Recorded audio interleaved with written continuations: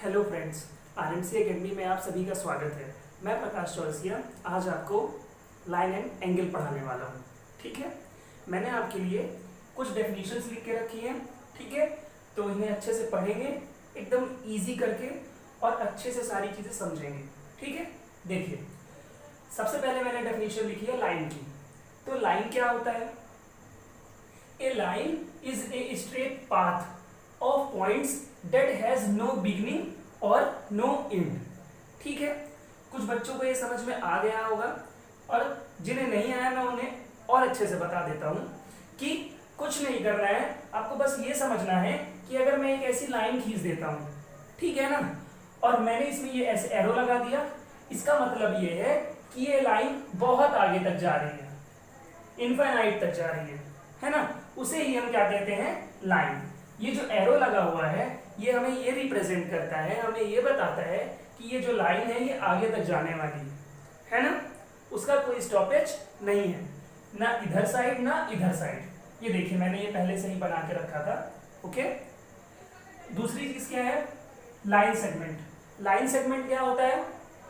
आपको एक चीज ये समझ लेना है कि जैसे मान लीजिए कि ये एक लाइन बनी हुई है, ठीक है, अब इसमें से आप थोड़ा सा टुकड़ा कुछ निकाल लीजिए, या फिर अगर मैं कहूं कि इसमें से आप एक काम करो 4 सेंटीमीटर ले लो, तो मान लो 4 सेंटीमीटर यहां से लेके यहां तक होगा, तो बस इतना क्या होगा? पोर्शन आपका लाइन सेगमेंट होगा। तो लाइन से जो आप एक छोटा सा पोर्शन निकाल रहे हो वो क्या होगा? लाइन सेगमेंट होगा। लाइन सेगमेंट की मैंने डेफिनेशन क्या लिखी है? A line segment is a portion of a line that has 2 end points. ठीक है ना, और इसमें एंड पॉइंट्स भी होते हैं। लाइन वो होती है जिसमें एंड पॉइंट्स नहीं होते, इनफाइनाइट तक जाती है। इनफाइनाइट का मतलब, कई बच्चे सोच रहे होंगे इनफाइनाइट क्या होता है? इनफाइनाइट का मतलब ये है कोई ऐसी चीज जो खत्म नहीं होने वाली, रुकने नहीं वाली है, उसे कहते हैं इनफाइनाइट। हिंदी में कहते हैं अनंत। ओके, तीसरा क्या है देखते हैं? रे। और मैंने रे में क्या लिखा है? A part of a line that has a fixed starting point but no end point। ठीक है, मैंने इसमें लिखा है कि इसमें क्या होता है? एक फिक्स्ड स्टार्टिंग पॉइंट तो होता है देखिए, लेकिन कोई और जो दूसरा होता है उसका कोई एंड पॉइंट नहीं होता। देखिए रे क्या होती है? सपोज करिए यहां एक पॉइंट है, ठीक है ना, यहां से एक लाइन जा रही है, आपको ये तो पता चल गया कि ये जो लाइन है वो यहां से उठ रही है, ठीक है, और वो कहां तक जाने वाली है? बहुत आगे तक जाने वाली है, इनफाइनाइट तक जाने वाली है। इसका मतलब ये है कि मैं जो बता रहा हूं वो रे के बारे में बता रहा हूं। ठीक है ना, ये रे जो कि एक फिक्स्ड पॉइंट से उठती है और इनफाइनाइट तक जाती है, उसे हम रे कहते हैं। फिर हमारा फोर्थ क्या है? पॉइंट। ओके, देखिए पॉइंट क्या होता है?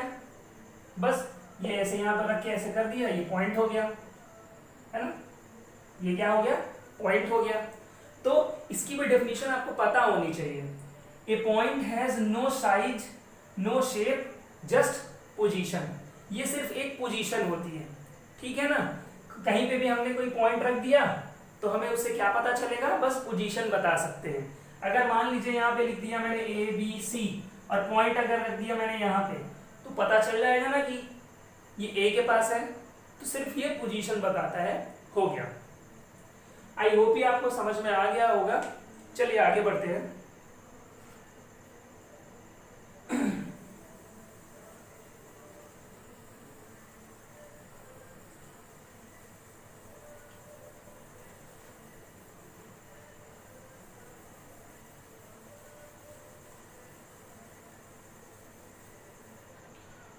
अब हमें नेक्स्ट क्या जानना है कि कोलिनियर पॉइंट्स क्या होते हैं।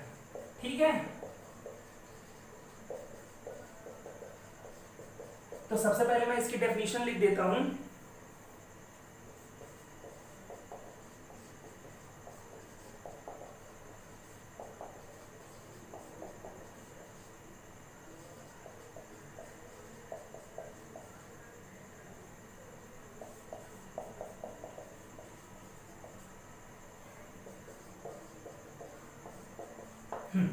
तो डेफिनेशन मैंने ये लिखी है, points lying in a line are called collinear points. आपको सारी डेफिनेशन रट लेनी है बेटा, है ना? ओके, देखिए तो इसका मतलब ये है कि कई सारे पॉइंट्स, ठीक है ना, 3 या 3 से ज्यादा पॉइंट्स जो एक लाइन में पड़ जाए, लाई करे। लाई करने का मतलब क्या है? जैसे मान लीजिए मैंने ये 3 पॉइंट बनाए, ये और ये अगर एक ही लाइन में पड़ जाते हैं तो इन्हें हम क्या कहेंगे? कोलिनियर पॉइंट्स कहेंगे। ये जो 3 पॉइंट्स हुए हैं आपके ए, बी और सी, लाइन थोड़ी टेढ़ी मेढ़ी है, आप सीधी भी खींच सकते हैं ऐसे, और ये 3 नाम दे दीजिए, ए, बी और सी। तो ये क्या हो जाएंगे? इन पॉइंट्स को हम क्या कहेंगे? कोलिनियर पॉइंट्स कहेंगे, ठीक है ना? अब इसके बाद क्या आएगा? Non collinear points. तो थोड़ा बहुत तो समझ में आ ही रहा होगा कि कोलिनियर पॉइंट्स पे क्या होता है, जो पॉइंट्स होते हैं वो एक लाइन में लाई करते हैं।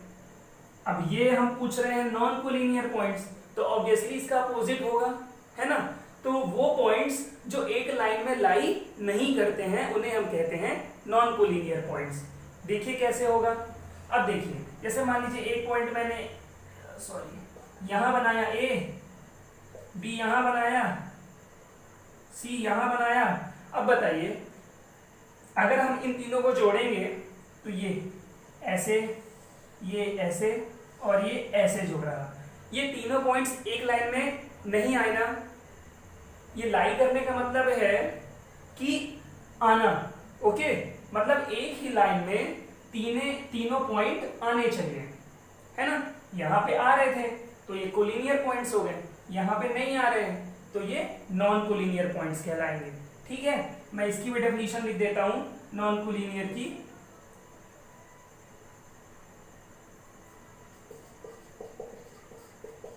Points not lying in a line, ठीक है, are called non collinear points, ठीक है? नोट कर लीजिए या स्क्रीनशॉट ले लीजिए, फिर आगे बढ़ते हैं।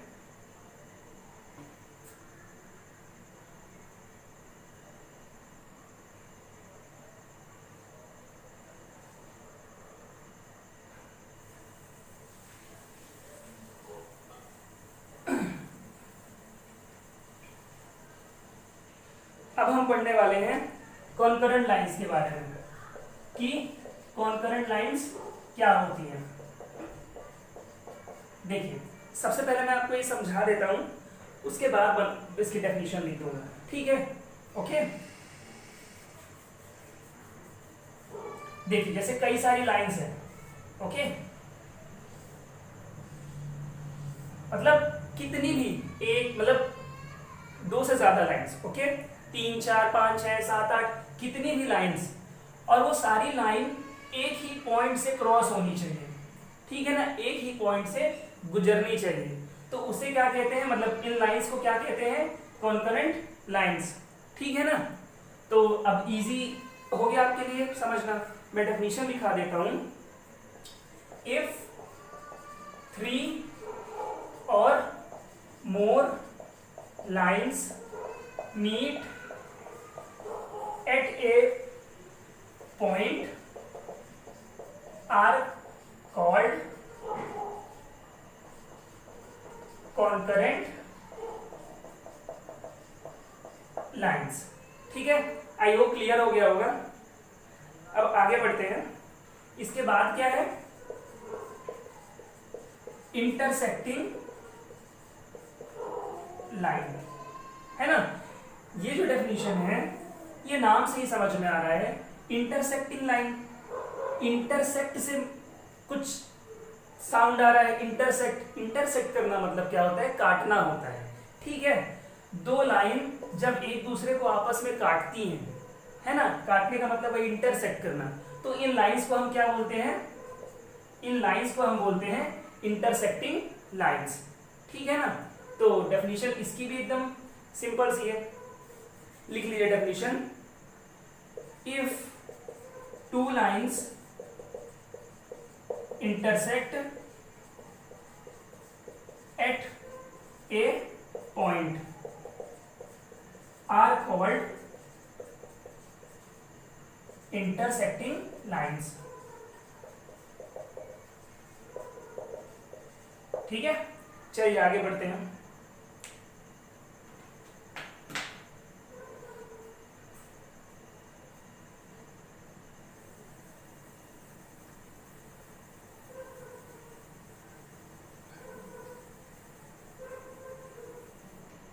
अब हम पढ़ने वाले हैं एंगल कि एंगल क्या होता है ना.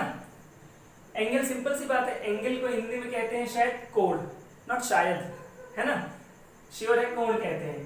ठीक है, देखिए जैसे मान लीजिए कि अगर मैं आपसे कह दूं कि आप, अच्छा सबसे पहले पता होना चाहिए कि एंगल की डेफिनेशन क्या होती है, एंगल बनता कैसे है ना. कई बच्चों के लिए हो सकता है नया भी हो. सबसे पहले मैं आप एक काम करता हूँ, एंगल की डेफिनेशन लिख देता हूँ, उससे कुछ बच्चे को रिलेट कर पाएंगे, है ना.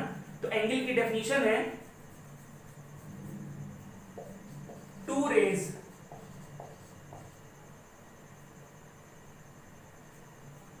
having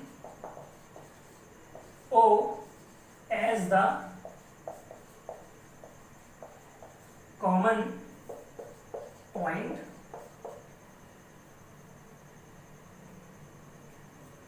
are said to form an angle. ठीक है, मैंने डेफिनेशन में लिखा है two rays having O as the common point.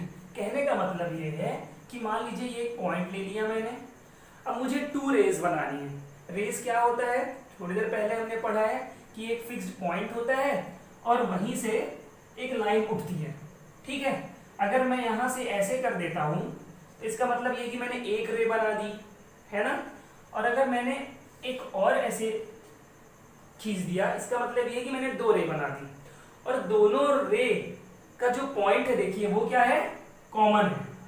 वो जो पॉइंट है वो क्या है, कॉमन है. इसका नाम हम दे देते हैं O, क्योंकि डेफिनेशन में हमने O लिखा है. Two rays having O as the common point. Two rays हैं, उनका कॉमन पॉइंट O है, उसे हम क्या कहते हैं, एंगल कहते हैं. और कहाँ, ये जो यहाँ पे आपको दिख रहा है ये क्या होता है, एंगल होता है. ठीक है, और एंगल सिर्फ यही नहीं होता है, ये जो बाहर आपको दिख रहा है इसे भी हम एंगल ही कहते हैं. ठीक है ना.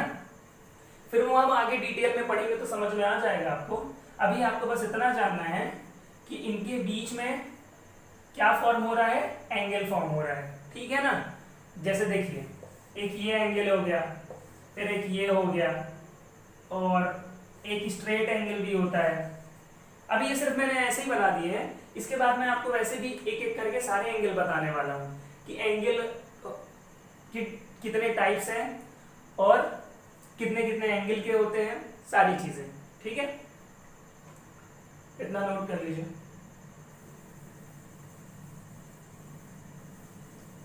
देखिए अब हम देखते हैं कि एंगल के टाइप्स क्या होते हैं. सबसे पहला होता है एक्यूट एंगल. ठीक है, दूसरा होता है राइट एंगल, तीसरा होता है ऑब्ट्यूज एंगल, और चौथा होता है स्ट्रेट एंगल, और एक होता है रिफ्लेक्स एंगल, है ना. तो सबसे पहले मैं एक काम यहाँ पे ये करने वाला हूँ, सबसे पहले मैं यहाँ पे बताने वाला हूँ कि एक्यूट एंगल क्या होता है. ठीक है, और ये अच्छे से नोट कर लीजिएगा आप लोग.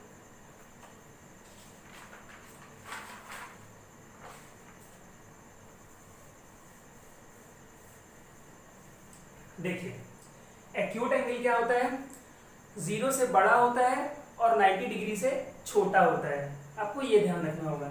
एक्यूट एंगल वो होता है जो 90 डिग्री से, देखिए मैं यहाँ पे एक चीज, 0 डिग्री से क्या होता है, बड़ा होता है. ओके, मान लीजिए यहाँ पे x है, और 90 डिग्री से क्या होता है, छोटा होता है. अब कई बच्चों को ये समझना थोड़ा सा मुश्किल होता है, ठीक है ना।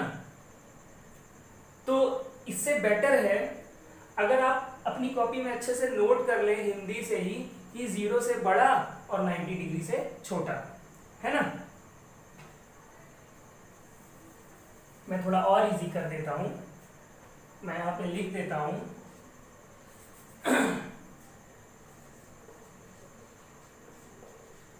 Greater than 0 degree but less than 90 degree. ये आपके लिए ज्यादा अच्छा है। ग्रेटर देन 0 डिग्री मतलब 0 डिग्री से बड़ा but less than 90 degree, 90 degree से छोटा। ओके। और राइट एंगल की डेफिनेशन क्या होती है? राइट एंगल एग्जैक्ट 90 डिग्री का होता है। राइट एंगल एग्जैक्ट 90 डिग्री का होता है। ओके। अब ऑब्ट्यूज एंगल क्या होता है? Obtuse angle greater than 90 degree होता है बट लेस देन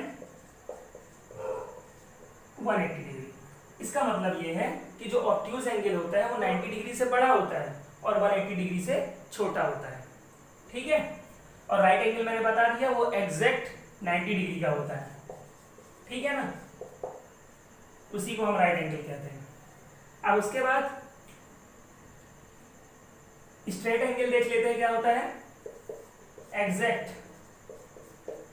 180 डिग्री का होता है। 180 डिग्री का एग्जैक्ट क्या होता है? Straight angle. ठीक है। अब उसके बाद क्या है देखिए, रिफ्लेक्स एंगल। ध्यान से समझिएगा। Reflex angle greater than 180 degree but less than 360 degree. Greater than 180 का मतलब है कि 180 से बड़ा होना चाहिए और 360 से छोटा होना चाहिए। अब इसका मतलब क्या है? जैसे मैं आपको कुछ एग्जांपल्स देता हूं। जैसे अगर मान लीजिए कि मैंने दे दिया 180 डिग्री, ये एग्जांपल दिया है मैंने 180 डिग्री, और यहां मैंने लिख दिया है 324 डिग्री। तो एक चीज ध्यान रखिएगा, ये जो 180 लिखा है मैंने, ये रिफ्लेक्स एंगल का एग्जांपल नहीं है। क्यों? ग्रेटर देन 180 इसका मतलब होता है कि 180 नहीं, 180 से बड़ा होना चाहिए। ठीक है ना।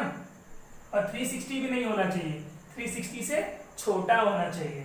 अगर मैं यहाँ 360 भी एग्जांपल दे देता तो भी ये गलत होता। रिफ्लेक्स एंगल इन दोनों एंगलों के बीच में होता है। ठीक है। 181 हो सकता है और वहां 359 भी हो सकता है, और इनके बीच में जो सारे नंबर्स आते हैं वो भी हो सकते हैं, लेकिन ये और ये नहीं हो सकते। तो इसका एग्जांपल सही क्या है? 324 डिग्री। ओके।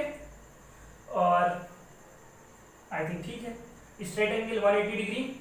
यहां पे देखिए ऑब्ट्यूज एंगल, इसका भी मैं एग्जांपल दे देता हूं कि 90 डिग्री से बड़ा और 180 डिग्री से छोटा। लैंग्वेज समझने की कोशिश करना आप सब। ग्रेटर देन 90 मतलब 90 से बड़ा, लेस देन 180 180 से छोटा। मतलब 90 भी नहीं हो सकता और 180 भी नहीं हो सकता, इनके बीच के सारे नंबर हो सकते हैं। जैसे कि मैं अगर लिख दूं 92 डिग्री और लिख दूं 182 डिग्री, तो ये होगा, लेकिन ये नहीं होगा, क्योंकि देखिए लेस देन 180, 180 से कम होना चाहिए ना, और ये 180 से ज्यादा है, इसलिए ये नहीं होगा। आई होप ये क्लियर हो गया होगा। अब आगे बढ़ते हैं। एक और एंगल बचा है, ठीक है ना, बताता हूं मैं उसे। स्क्रीनशॉट ले लीजिए या फिर नोट डाउन कर लीजिए अच्छे से आराम से।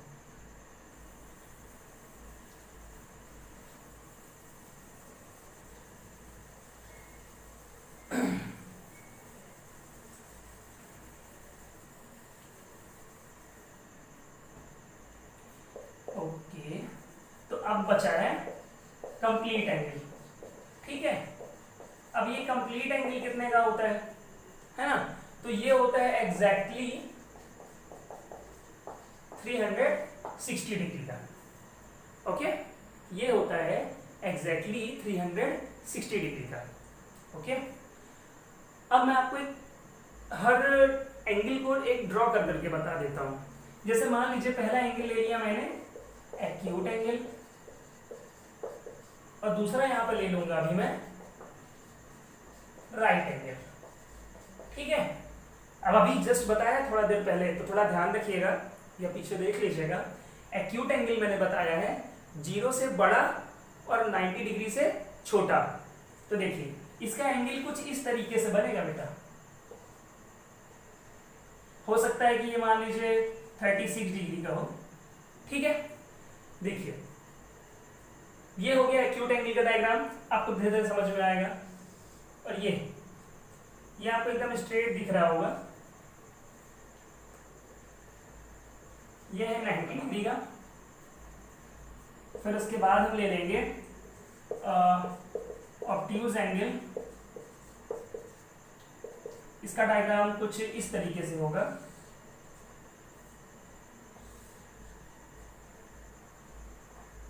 ये मान लीजिए है, ले लेते हैं अंदाजे से 128 डिग्री का। ठीक है, और अब हम नेक्स्ट ले लेंगे रिफ्लेक्स एंगल।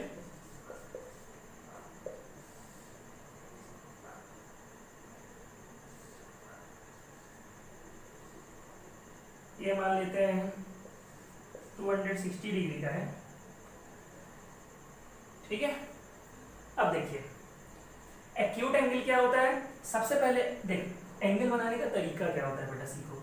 सबसे पहले आपने यहाँ से यहाँ एक लाइन खींच ली। ठीक है, जो मैंने यहाँ नीचे की खींची है उसे हम बेस भी कह सकते हैं। उसके बाद आप यहाँ से अगर आप एक सीधी लाइन खींच दोगे ऐसे, जैसे मैंने यहाँ पे खींची है, तो वो क्या होगा 90 डिग्री का होगा। ठीक है, वो क्या होगा 90 डिग्री का होगा। एग्जैक्टली में ये क्यों है, प्रोटेक्टर। ठीक है ना, प्रोटेक्टर अगर आप देखोगे तो आपको समझ में आएगा, इस तरह का कुछ होता है प्रोटेक्टर। ठीक है, उसमें एंगल्स लिखे होते हैं, यहाँ 0 से चालू होता है, यहाँ 180 तक खत्म होता है, उसमें 90 यहाँ बीच में आता है। ठीक है, और यहाँ जो सब लिखे होते हैं वो 0 से थोड़ा ज्यादा होगा, 90 डिग्री से थोड़ा कम होगा। जैसे 0 से 10, 20, 30, 40 इस तरीके से पूरा 90 तक जाता है। और फिर यहाँ 90 से 100, 120 ऐसी पूरा लाइन से 10 का डिफरेंस होता है उसमें। 0, 10, 20, 30, 40, 50, 60, 70, 80, 90 ऐसे पूरा 180 तक जाता है। उस प्रोटेक्टर में 180 डिग्री तक ही होता है, लेकिन आपको एंगल समझने के लिए वो प्रोटेक्टर बहुत हेल्पफुल होता है। आप निकाल के देखिएगा उसको अच्छे से ऑब्जर्व करिएगा तो समझ में आ जाएगा कि 90 डिग्री ऐसा क्यों होता है। ओके, मैंने बता दिया हालांकि आपको, ये आपका एक बेस है जो आप लाइन खींचोगे। 90 डिग्री आपके प्रोटेक्टर में से एकदम सीधे होता है, इसलिए मैंने इसको सीधे बनाया है और ये 90 डिग्री का है। दूसरी चीज, आपके प्रोटेक्टर में 0 से बड़ा और 90 डिग्री से छोटा इधर होना चाहिए। इधर हल्का, मतलब ये जो मैंने राइट एंगल बनाया ना, इसका हल्का झुकाव होना चाहिए। तो इसलिए देखिए मैंने इधर साइड इसको बनाया झुका के, ये एक्यूट एंगल है।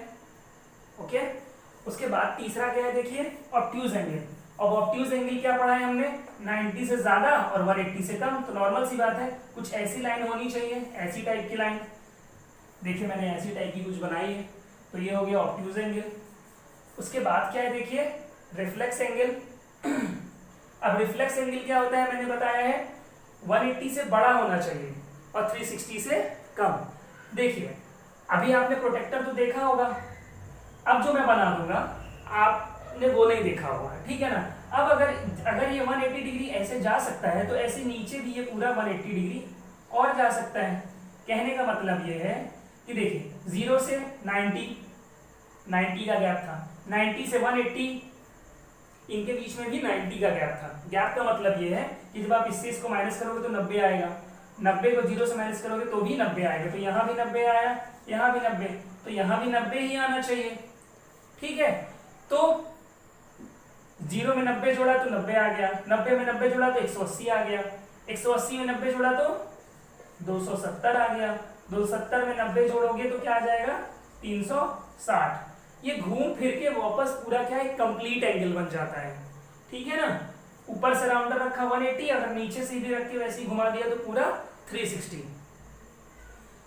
हालांकि आपको इतना ज्यादा अभी परेशान होने की जरूरत नहीं है, आपको बस ये समझना है कि 180 से बड़ा और 360 से छोटा, मतलब कहीं पे भी कोई भी एंगल हो उसे हम क्या कहेंगे, रिफ्लेक्स एंगल। इधर भी हो सकता है ये और ये ऐसे भी हो सकता था, ठीक है ना। ये भी रिफ्लेक्स एंगल है और ये भी रिफ्लेक्स एंगल।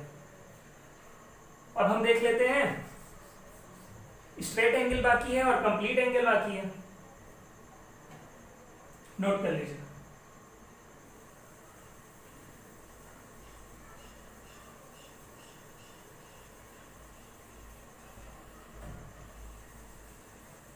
चलिए अब देखिए आता है स्ट्रेट एंगल और फिर इसके बाद आएगा कंप्लीट एंगल।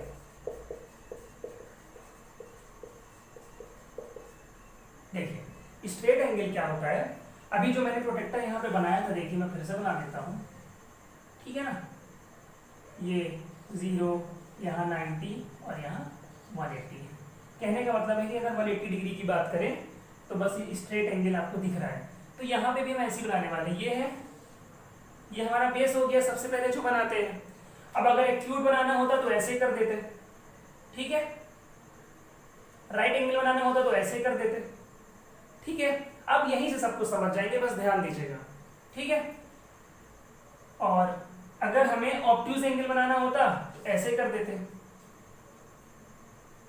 फिर अगर हमें रिफ्लेक्स बनाना होता तो हम ऐसे भी कर सकते हैं, रिफ्लेक्स एंगल बनाने के लिए इधर ऐसे भी कर सकते हैं, ठीक है। तो ये एक बेस में मैंने सारे एंगल बता दिए आपको। अब देखते हैं स्ट्रेट एंगल क्या होता है। स्ट्रेट एंगल बेटा 180 डिग्री का होता है, मैंने बताया है। और 180 डिग्री कैसा होता है, देखिए ये सामने दिख रहा है आपको। तो आपको इस पॉइंट से बस ऐसे सीधे खींच देना है एक लाइन, क्या हो जाएगी, ये हो जाएगा 180 डिग्री का एंगल। ओके, देख दिया 180 डिग्री। अब ठीक ऐसे ही हम बात करेंगे कंप्लीट एंगल की। कंप्लीट एंगल मैंने आपको बताया है ये 360 डिग्री का होता है एग्जैक्टली, ठीक है। तो सबसे पहले हमने एक लाइन खींची, ये क्या हुआ, हमारा बेस हो गया, ठीक है। मैं आपको एक और अच्छे तरीके से बता देता हूं कि मान लो ये है बेटा, आप समझ जाओ कि 0 डिग्री, ये 90 है, ये 180 है, ये 270 है और घूम के ये वापस 360 डिग्री आता है, ठीक है। तो अगर बात की जाए यहां से यहां की तो समझ जाना कि ये एक्यूट एंगल का पोर्शन है 0 से 90 के बीच में। और 90 डिग्री की बात कर दी जाए तो वो राइट एंगल हो गया। फिर ये इधर तक आ गया, देखो ये एक्यूट है, ये ऑब्ट्यूज है, ये पोर्शन, और ये जो इतना पूरा ये क्या है, रिफ्लेक्स है, ठीक है, ओके। और 90 डिग्री को हम क्या कहते हैं, राइट एंगल। 360 को क्या बोलते हैं, कंप्लीट एंगल। तो देखिए ये एक समझ में आ रहा होगा कि यहां से उठा एक पॉइंट और ये पूरा यहां से ऐसे घूम के देखिए वापस इतने में आ गया, ठीक है। तो ये जो पूरा वापस इसमें आ गया, सर्कल बन गया, पूरा घूम के आ गया, वो 360 डिग्री का होगा। वही सेम चीज यहाँ पे भी करनी है। मान लीजिए एक एंगल आप यहाँ से बनाते हो, ये पूरा ऐसे घूम के वापस अगर इसमें आ गया तो समझ जाना कि वो कंप्लीट एंगल है और वो कितने का है, 360 डिग्री का है। मतलब ये जो लाइन किसी की एक्यूट एंगल में इधर जाती थी, राइट एंगल में सीधे जाती थी, ऑब्ट्यूज एंगल में ऐसे जाती थी, स्ट्रेट एंगल में ऐसे, तो वही लाइन 360 डिग्री में उसके अपनी लाइन के ऊपर चढ़ जाती है। समझ लो आप, आपके लिए एकदम इजी करके बोल रहा हूं कि वो लाइन समझ लो उसके ऊपर ही लाई करती है, ठीक है। चलो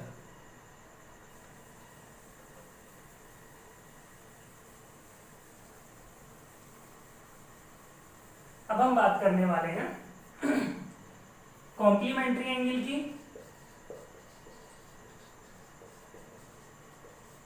और दूसरा बात करेंगे सप्लीमेंट्री एंगल।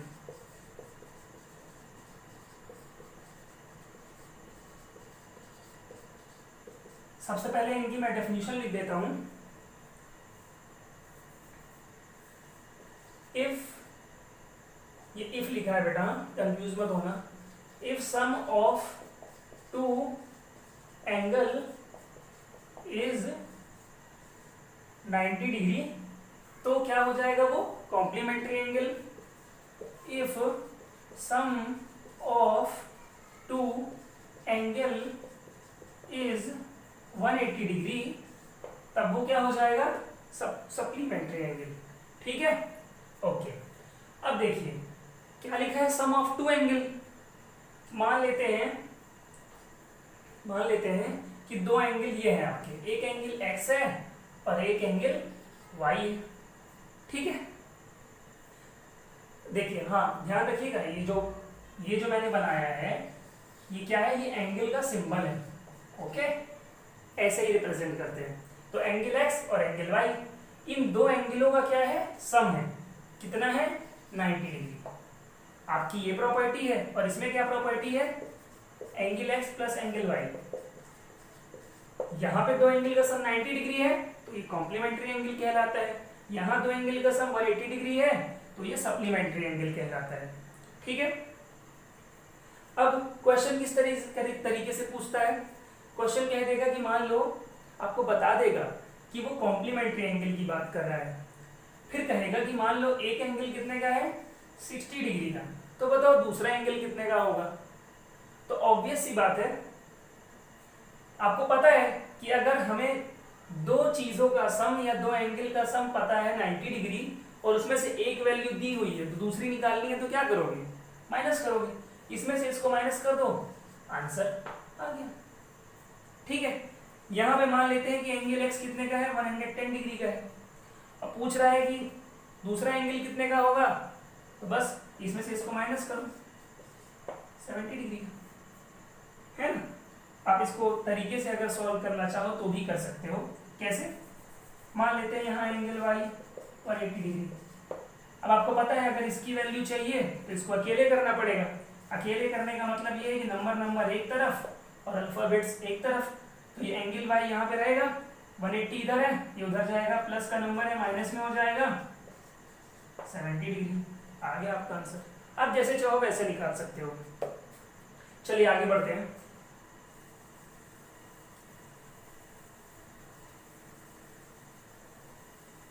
अब हम बात करने वाले हैं एडजेसेंट एंगल।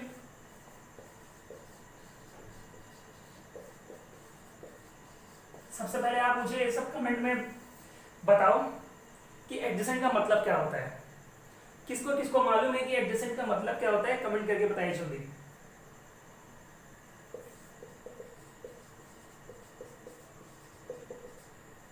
ओके, चलिए देखते हैं। एडजेसेंट का मतलब होता है आसपास या फिर बगल में। ठीक है, तो अगर इसका मतलब आप ध्यान रखोगे तो आपसे ये बन जाएगा। ठीक है, देखिए कैसे। मान लीजिए ये एक लाइन खींची मैंने, जो आपकी बेस है। ठीक है, आपने एक एंगल इधर बना दिया और एक एंगल इधर बना दिया। ठीक है ना, ये गलत नहीं है, सही है। ठीक है, यहां पे आपका एंगल है और एक एंगल आपका यहाँ पे। ठीक है, तो आप एक चीज समझ रहे हैं कि मान लेते हैं ये एंगल क्या है, ए है, और ये क्या है, एंगल बी है। आप खुद देखिए, दो एंगल अगल बगल है कि नहीं है ना। अगर बात करें ये और ये, एक ये एंगल है और एक ये और एक ये, दो एंगल अगल बगल है ना, इसी को कहते हैं एडजेसेंट एंगल। बस आपको इतना ध्यान रखना है। अब दूसरा क्या है, लीनियर पेयर, इसकी बात करते हैं हम।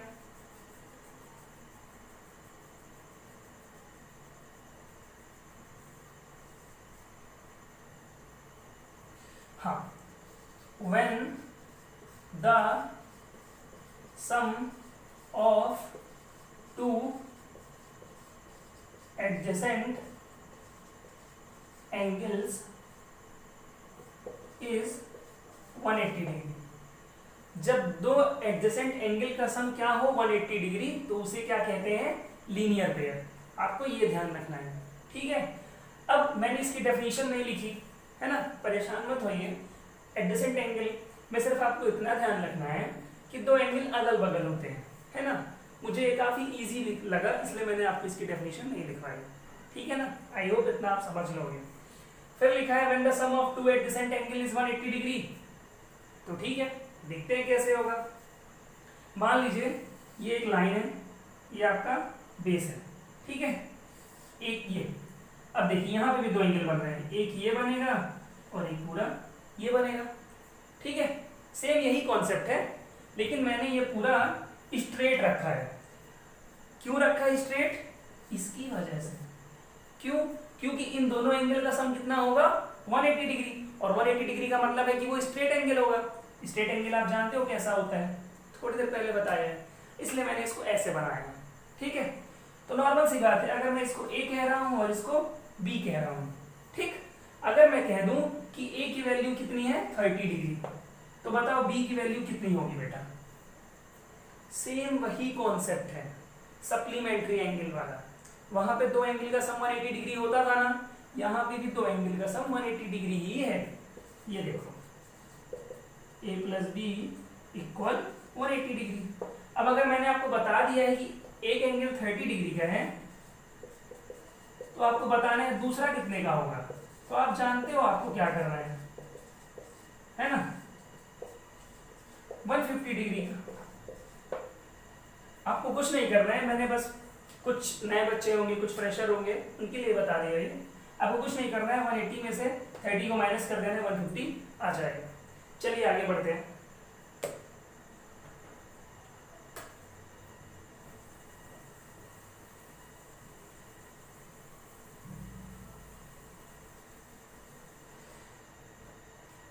अब बचा है हमारा वर्टिकली अपोजिट एंगल। ठीक है, आज का ये हमारा आखिरी टॉपिक है।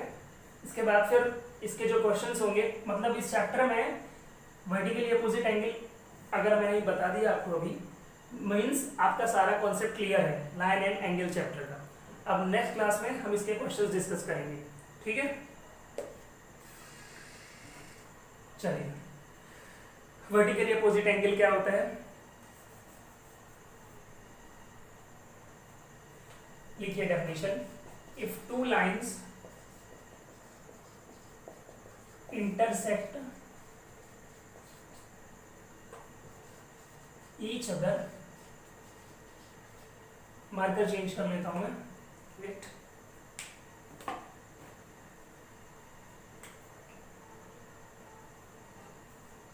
they form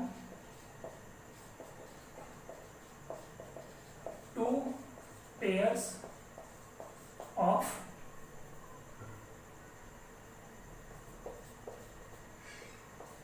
vertically opposite angles। क्या कह रहा है question? If two lines intersect each other, दो लाइन अगर एक दूसरे को आपस में काटती हैं, ठीक है, तो क्या फॉर्म होता है? They form two pairs of vertically opposite angle. Vertically opposite angle का मतलब समझो क्या होता है। सबसे पहले लिखा है टू पेयर, मतलब दो जोड़े। पेयर मतलब समझते हो आप, जोड़ा होता है, ठीक है ना, जैसे शूज पेयर में होते हैं वैसे टाइप में। तो two pairs of vertically opposite. अभी वर्टिकली का मतलब अगर छोड़ दो तो अपोजिट एंगल क्या होंगे? नॉर्मल सी बात है कि अगर मैं ये कर दूं और ये कर दूं, नाम दे देता हूं ए बी सी और डी, ये चारों क्या है? एंगल है। तो लिख रहा है vertically opposite angles. Opposite angle का मतलब क्या है कि मान लो बी है, बी का अपोजिट क्या होगा? डी। ए है, ए का अपोजिट क्या होगा? सी। यहाँ पे ये मतलब निकल रहा है। तो यही मतलब होता है वर्टिकली अपोजिट एंगल का, ठीक है ना। तो आपको उसमें एक प्रॉपर्टी जाननी है कि ये जो एंगल ए होता है वो सी के बराबर होता है, और ये जो एंगल बी होता है ये एंगल डी के बराबर होता है। ठीक है, चलिए, अब ये सारी चीजें आई थिंक क्लियर हो गई है। अब मैं आपसे एंगल्स के बारे में पूछ रहा हूं, कुछ मैं एंगल्स यहाँ पे लिख रहा हूं, आपको बताना है कि वो कौन से एंगल्स हैं।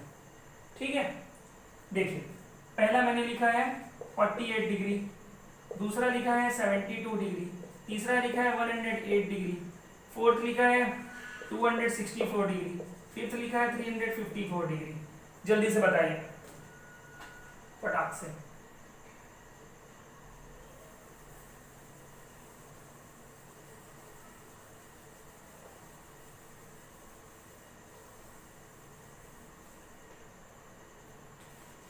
ये आपका छोटा सा रिवाइज हो जाएगा एक एंगल का, है ना। देखिए, मैं बता देता हूं, मैंने आपको एक्यूट एंगल में बताया है कि एक्यूट एंगल बेटा क्या होता है, 0 डिग्री से बड़ा होता है और 90 डिग्री से छोटा। अब आप देखिए 48 0 से 90 के बीच में आता है ना, इसका मतलब ये है कि ये एक्यूट एंगल है। वही प्रॉपर्टी इसमें भी देखिए लग रही है, 0 से 90 के बीच में है। फिर मैंने बताया है कि 90 डिग्री से अगर कोई एंगल बड़ा है और 180 डिग्री से छोटा है तो वो ऑब्ट्यूज एंगल होगा। तो देखिए ये क्या है, ऑब्ट्यूज है, क्योंकि ये 90 से बड़ा है और 180 से छोटा है। फिर 264 डिग्री, ये क्या होता है, ये कौन सा एंगल है? तो एक प्रॉपर्टी बताई मैंने आपको कि 180 डिग्री से बड़ा और 360 डिग्री से जो छोटा होगा उसे कहेंगे रिफ्लेक्स एंगल।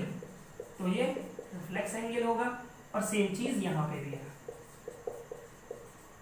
आई होप अब आपको क्लियर हो गया होगा। मैं यहाँ पे अगर लिख देता 90 डिग्री तो वो राइट एंगल हो जाता। मैं लिख देता 180 डिग्री तो वो स्ट्रेट एंगल हो जाता।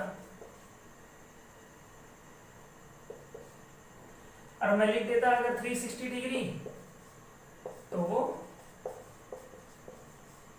कंप्लीट एंगल हो जाता। आई होप आपको क्लियर हो गया होगा। ठीक है, तो आज के लिए इतने ही रखते हैं।